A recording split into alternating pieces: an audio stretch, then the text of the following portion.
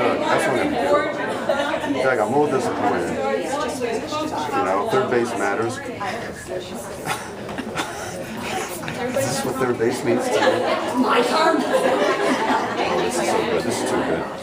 I can't pass this up. But I said, it's okay. It's only Karen. How this is going to work. It's only my wife. If you open up the front cover of your book, you're going to see there's 8 different sections plus an appendix. Okay? And normally what we do is we start this on a Friday night. We have 3 of the first 3 on a Friday night, and then Saturday we do the other 5.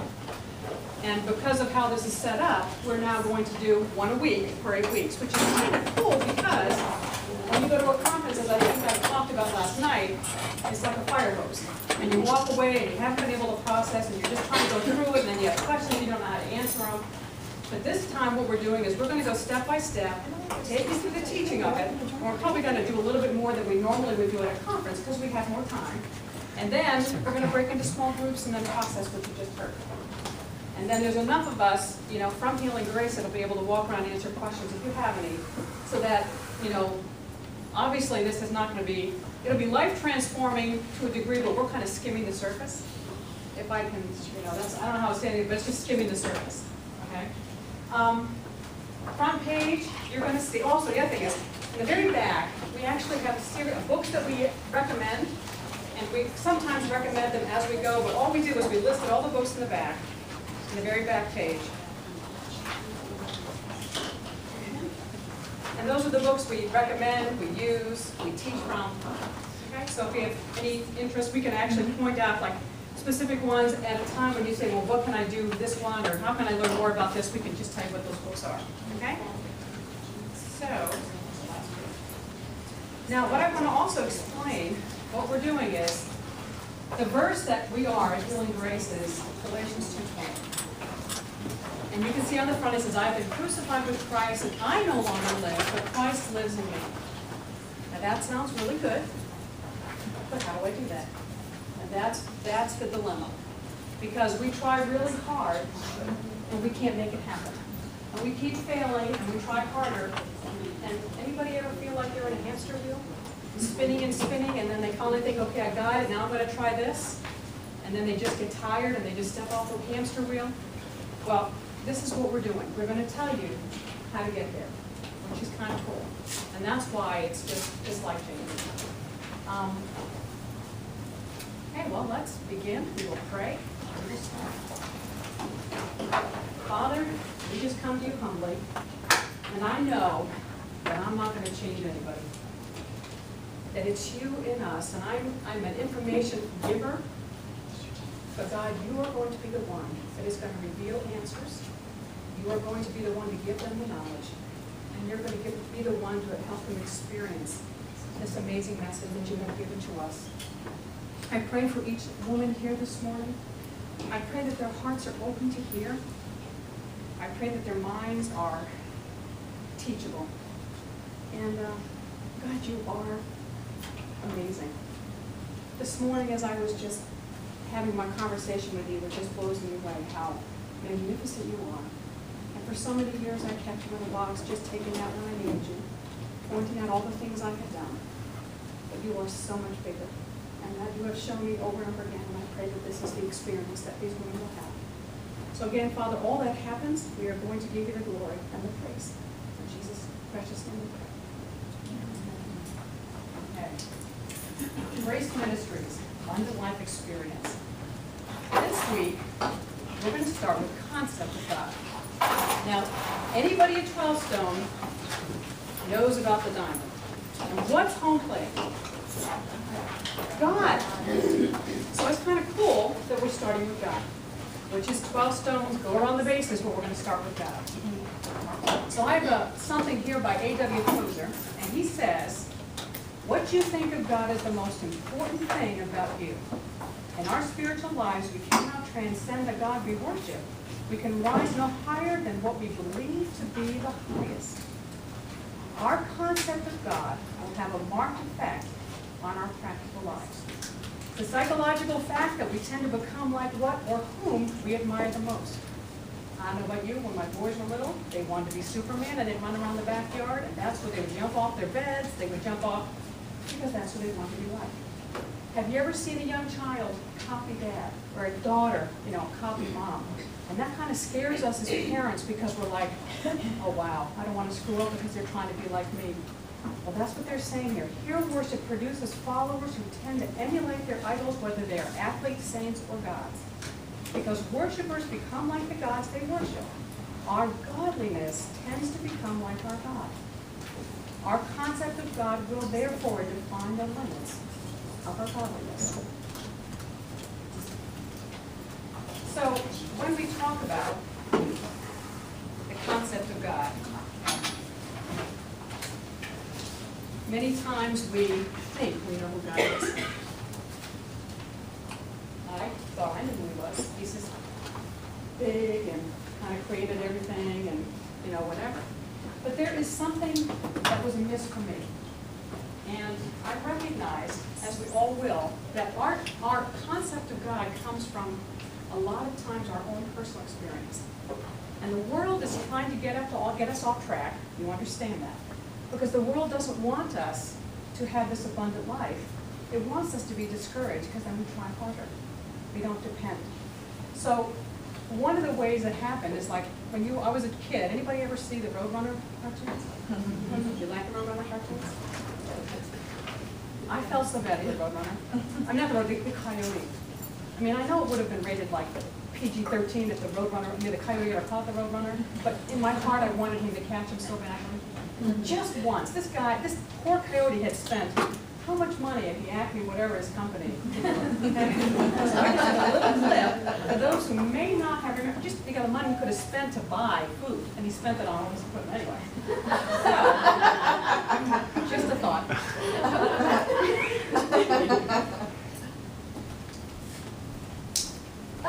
There he goes.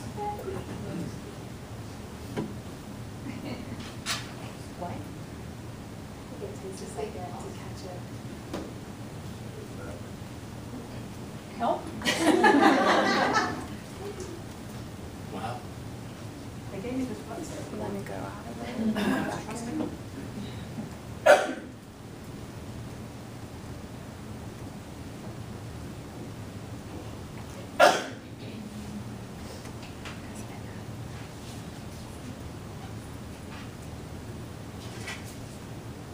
It's working.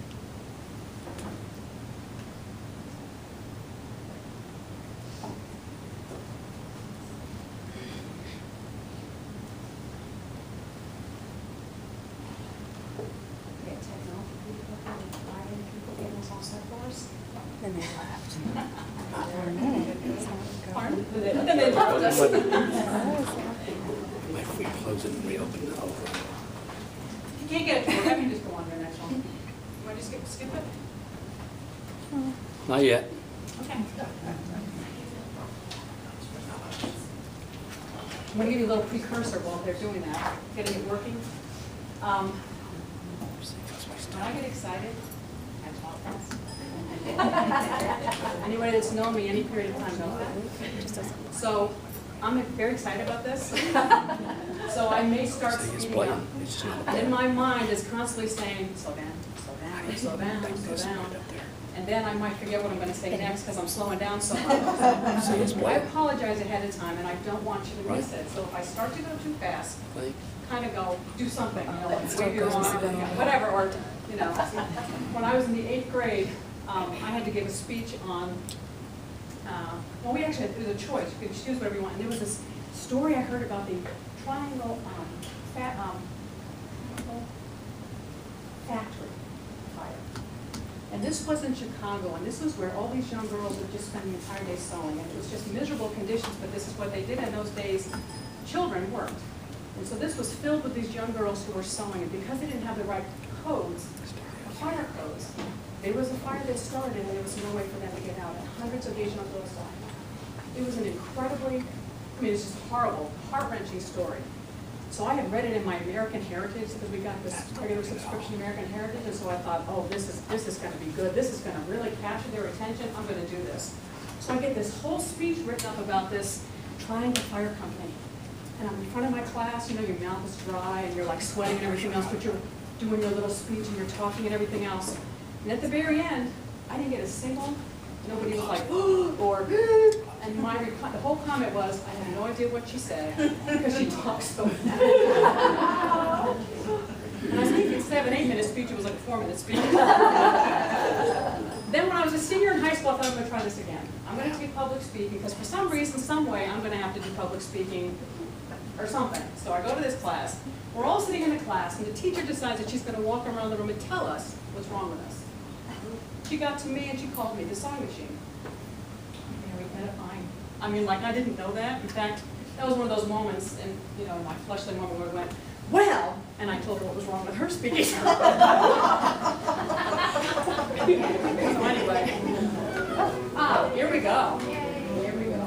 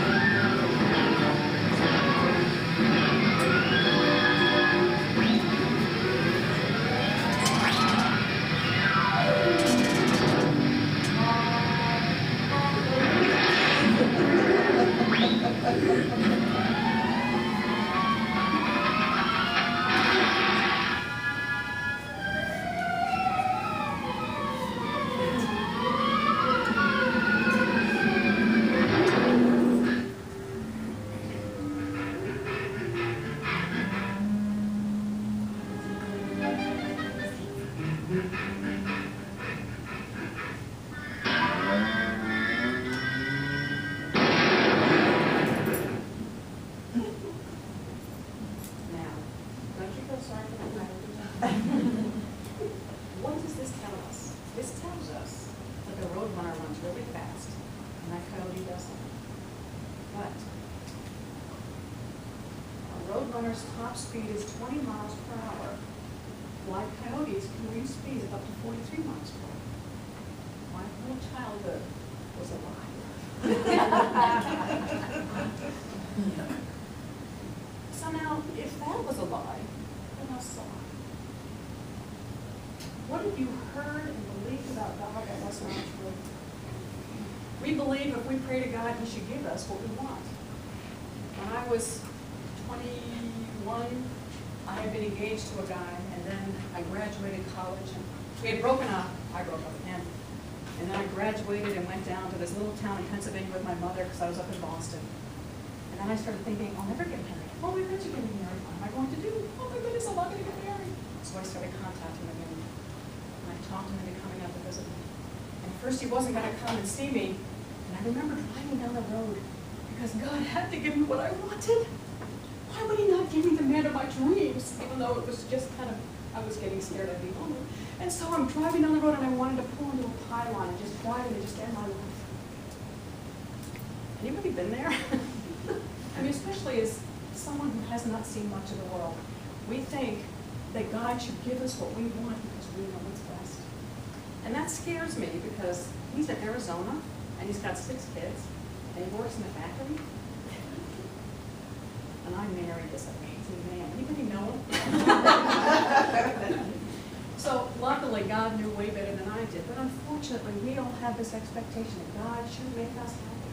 God should be able to do everything for me because my purpose of living is happiness and joy and wonderful things. You know? But there is a movie called Bruce Almighty. See Bruce Almighty? And Bruce had some expectations of God too. And God wasn't meeting his expectations. And this is what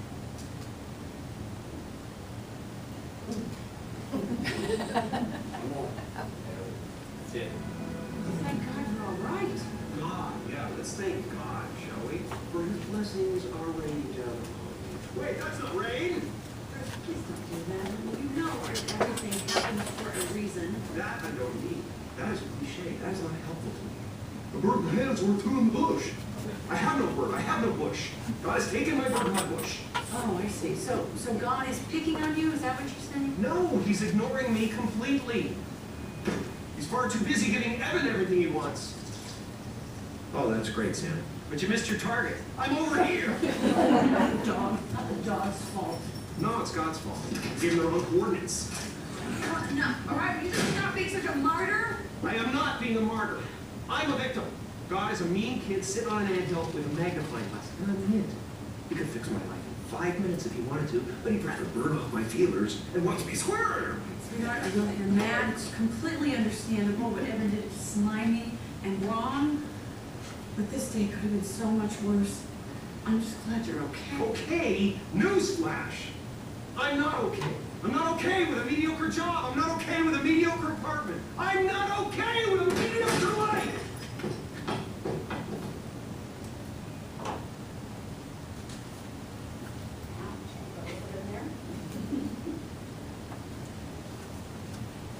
So, nothing twists or deforms the soul more than a low or unworthy concept of God.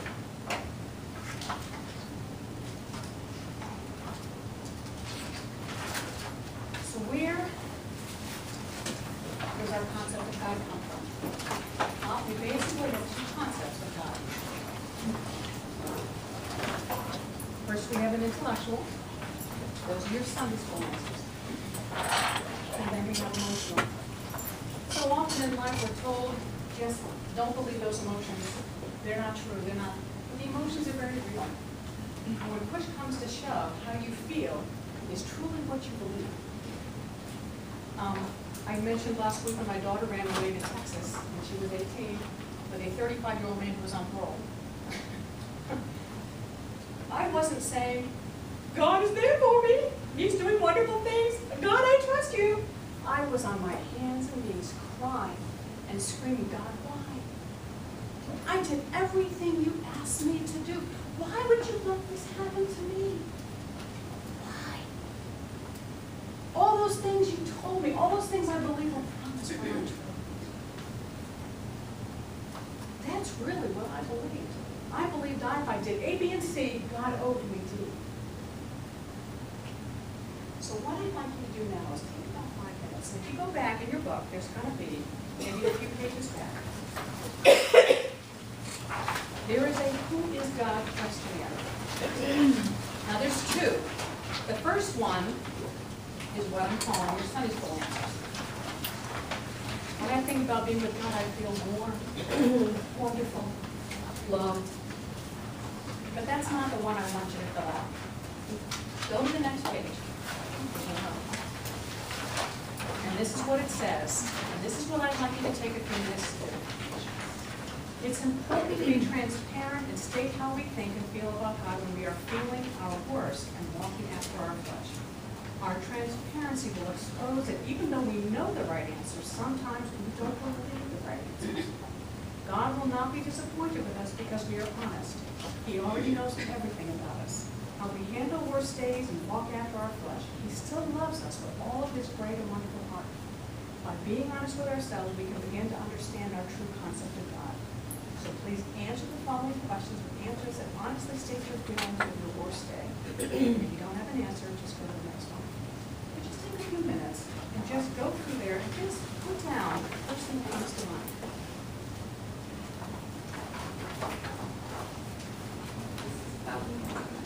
This is when you're having a bad day. These are bad day answers. Okay. This is your bad day answer.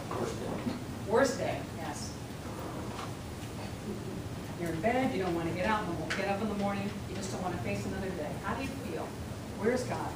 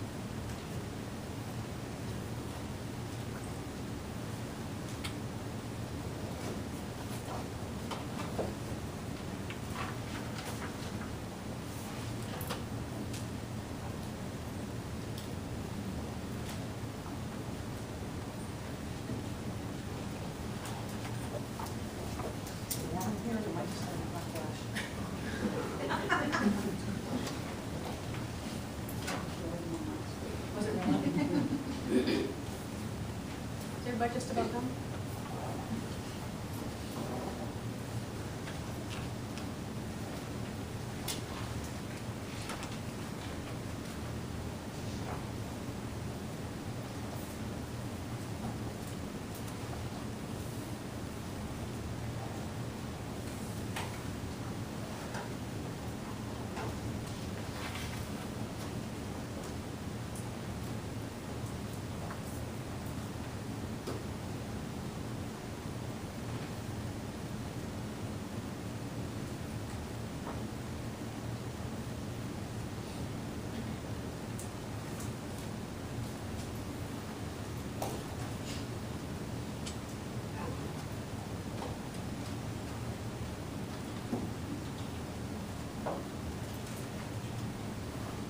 So, where and how does our concept of God get developed? Let's go back a few pages.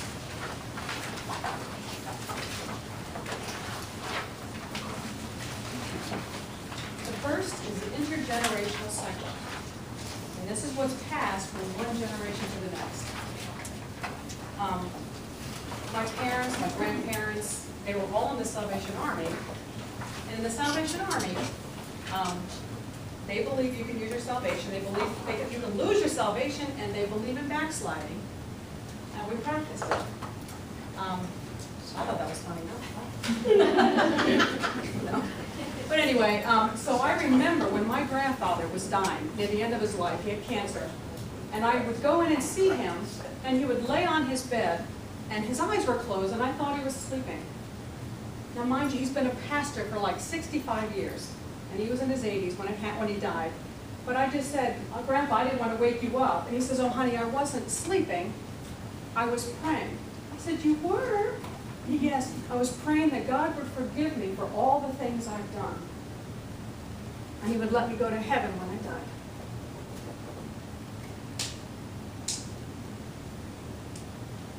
That was his concept of God that got passed. Then we have attribution. So the attributes of our parents. Let's say parents are loving, then God's loving. Parents are abusive, God must be abusive. Parents are engaging, God must be engaging. Parents are distant, unemotional, God must be distant and unemotional.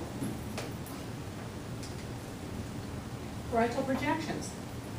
This is who God is. They're going to tell you who he is. Now, they may not live that, but they're going to tell you, and that's what their projection of it is. Self-projection. That's going to be your personal experiences. Well, my experience about God is, don't confuse me with the facts. This is what I've been through. Early religious training and experiences. And last of all, Satan, because doesn't he want to deceive us? Because if he can get us deceived, then we can be mediocre at best.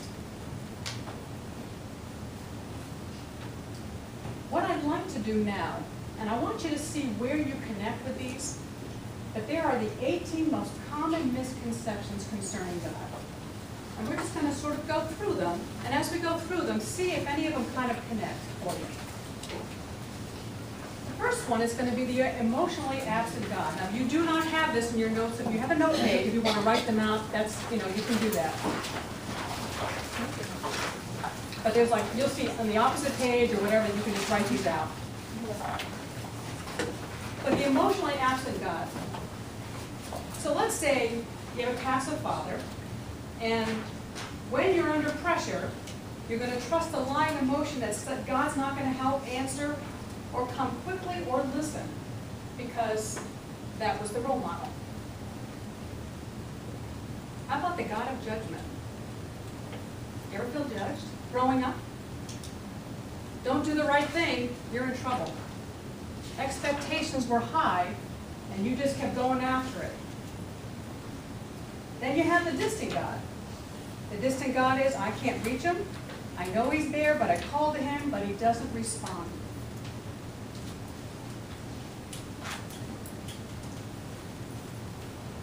again, these are